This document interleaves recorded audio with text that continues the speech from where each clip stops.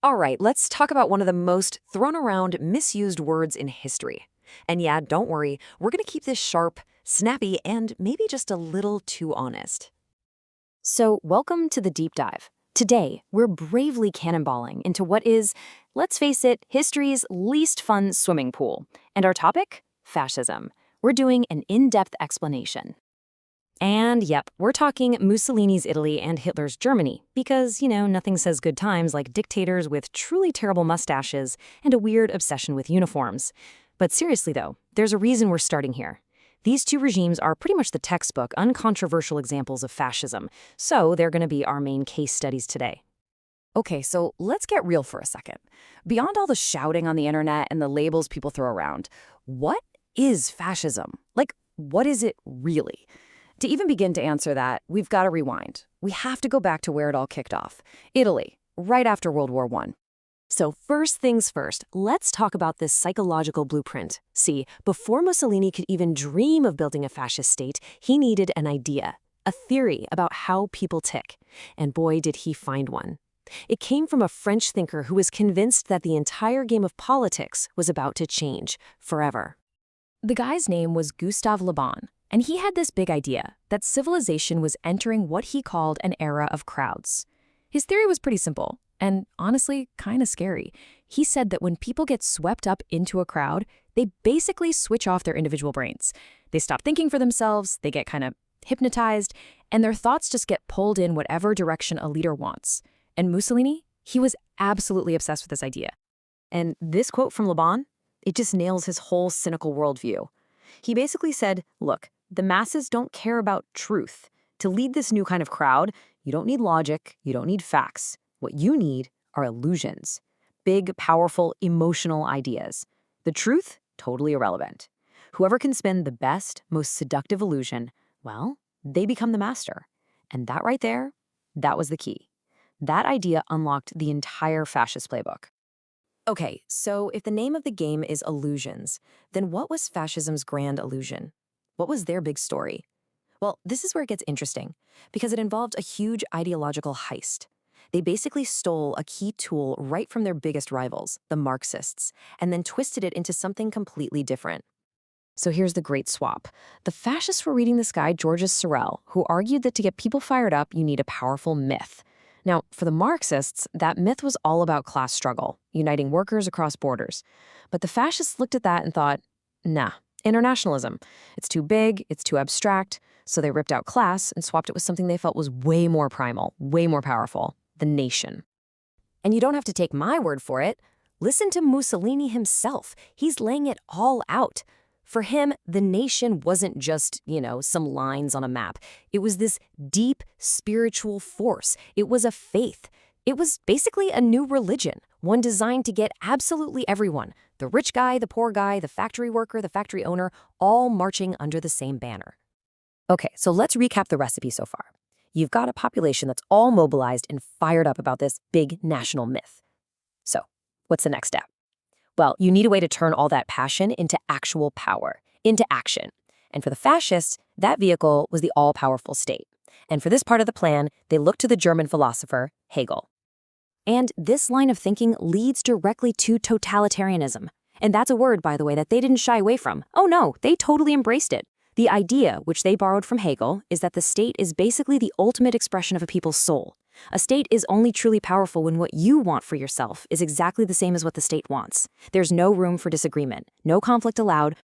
And again, here's Mussolini spelling it out. The state is everything. It's absolute. You, the individual, you're relative. You only even exist in relation to the state. Your dreams, your goals, your rights, your actual life, all of it comes second to what the nation needs. And who defines what the nation needs? Well, the fascist state, of course. But here's the funny thing about Italy. They literally wrote the playbook on fascism, but their execution was kind of clumsy. It was incomplete. In fact, a lot of historians call it hollow fascism. Sure, it was a police state, but Mussolini was, in a lot of ways, a pretty ineffective dictator. The people never really fully bought into the whole thing. The theory was all there on paper, but it took their neighbors up north to show the world what it looks like when fascism gets efficient. And that, of course, brings us to Germany. The Nazis took that Italian model and they made it brutally, terrifyingly real. They added one key, incredibly sinister ingredient that turned this political ideology into an engine for pure genocide. So what was this lethal modification? It was this. For the Nazis, being German wasn't about your passport or the language you spoke. No, it was biological. It was a mystical essence that was literally in your blood. German blood wasn't just a metaphor. They saw it as a living thing, something that thinks and has a will of its own. So your job wasn't just to be a good citizen. Your ultimate duty was to conform to the will of the blood. And right here, in his own book Mein Kampf, Hitler makes this crystal clear. The purity of the blood becomes the one and only thing that matters. It's the overriding principle. Every thought, every idea, every single law has to serve that one goal. Things like morality, religion, tradition, none of that mattered. If it got in the way of the racial mission, it was disposable. And once you accept that premise, you can see the horrific but chillingly logical next step. If your nation is defined by pure blood, then anything or anyone seen as a contaminant has to be purged. It has to be eliminated. And that's the sick justification they used for eugenics and genocide. It wasn't just Jewish people. It was anyone they labeled unfit or inferior. It was a cold, systematic quest for a twisted ideal of purity. So, the big question is, how on earth do you get a modern, educated country to go along with something so monstrous? The answer is propaganda, just relentless, inescapable propaganda. The journalist William Shirer wrote about this. He saw how the Nazis just hammered the public with these super simple, super strong messages, over and over and over again, until reality itself started to bend. He'd hear educated people just parroting the most insane nonsense because they were totally captured by the story that had replaced the truth. Okay, wow. We've walked through this series, and we've seen the absolutely terrifying practice. So now, let's try to cut through all the noise. Let's get past the uniforms, the marches, the big angry speeches, and let's try to nail down the single core idea that's really at the heart of all of this. Because here's the thing, if you define fascism by stuff like a charismatic leader or a bad economy, you're just describing the symptoms, not the actual disease. Think about it. We define communism by its core idea, the abolition of private property. We have to do the same for fascism. We need to define it by its central, unique belief, not just the weather conditions where it happened to pop up. You know, that famous Nazi slogan, blood and soil, actually gets us really, really close. And it's not just an important slogan because the Nazis used it. It's the other way around. The Nazis used it because it was the perfect, bite-sized summary of their entire worldview. This idea that people are mystically connected by their blood, their race, and to their soil, their nation. But I think we can make it even sharper, even more precise, by borrowing from the philosopher Karl Popper. Here it is. The absolute core of fascism is this. It's the ideology that you think with the blood of your nation.